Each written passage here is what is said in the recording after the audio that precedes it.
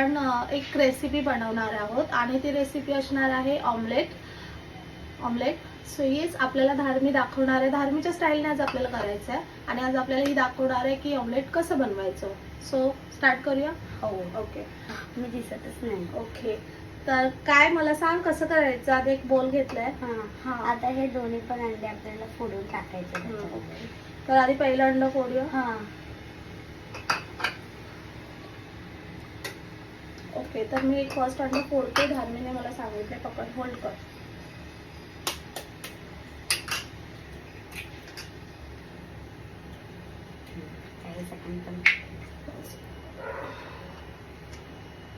आता हे काय करू. असं नाही फोडत नाही, असे ते इथे टाक. धार्मी ते